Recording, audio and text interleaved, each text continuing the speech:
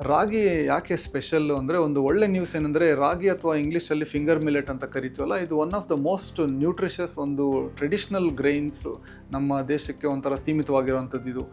So ಈಗ white rice compare ಮಾಡಿದ್ರೆ ರಾಗಿಯಲ್ಲಿ calcium, fibre, iron, magnesium, plant based protein, ಇದು ನ್ಯಾಚುರಲ್ ಆ್ಯಂಟಿ ಆಕ್ಸಿಡೆಂಟ್ಸು, ಈ ಪಾಲಿಫಿನಾಲ್ಸ್ ಅಂತ ಕರಿತೀವಿ, ಎಲ್ಲ ಇರುತ್ತೆ.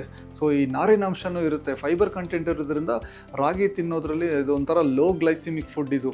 ಅಂದರೆ ಈಗ ಸಕ್ಕರೆ ಅಂಶ ನಮ್ಮ ರಕ್ತದಲ್ಲಿ ಬೇಗ ಏರೋದಿಲ್ಲ. ಸೊ ಈಗ ಅದೇ ನೀವು ವೈಟ್ ರೈಸ್ ಆಗಲಿ ಮೈದಾ ಇಂಥದಕ್ಕೆಲ್ಲ ಕಂಪೇರ್ ಮಾಡಿಕೊಂಡ್ರೆ, ಸೊ ರಾಗಿ ಮುದ್ದೆನ ಒಂದು ಹೋಲ್ ಗ್ರೈನ್ ಫುಡ್ ಥರ ತೊಗೊಬೇಕು. ಈಗ ಕೆಲವೊಂದು ಟೈಮು ರಾಗಿ ಪೌಡ್ರ್ ಜೊತೆಗೆ ಅದು ಇದೆಲ್ಲ ಮಿಕ್ಸ್ ಮಾಡಿ ಎಲ್ಲ ಥರದ್ದು ಮಾರ್ತಾ ಇರ್ತಾರೆ, ರಾಗಿ ಬಿಸ್ಕೆಟು, ರಾಗಿ ಇದು ಅದು ಇದು ಅಂತ.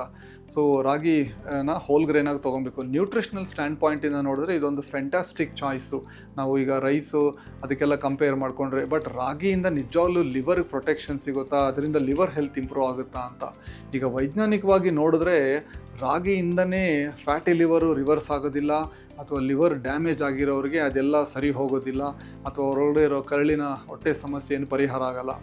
ಬಟ್ ಹಾಗಂತೇಳ್ಬಿಟ್ಟು ಅದು ಒಳ್ಳೇದಂತಲ್ಲ. ಈಗ ಯಾವುದೋ ಒಂದು ಫುಡ್ಡಿಂದ ಲಿವರೆಲ್ಲ ಇದಾಗ್ಬಿಡೋದಿಲ್ಲ.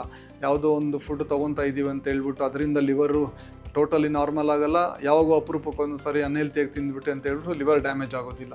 ಸೊ ಡೈಲಿ ಚಾಯ್ಸ್ ಯಾವ ಥರ ಇರುತ್ತೆ ಅನ್ನೋದ್ರ ಮೇಲೆ ನಮ್ಮ ಒಂದು ಓವರ್ ಆಲ್ ಜೀವನ ಶೈಲಿ ಅದ್ರ ಮೇಲೆ ಹೋಗ್ತಾ ಇರುತ್ತೆ ನಮ್ಮ ಹೆಲ್ತ್ ಅನ್ನೋದು.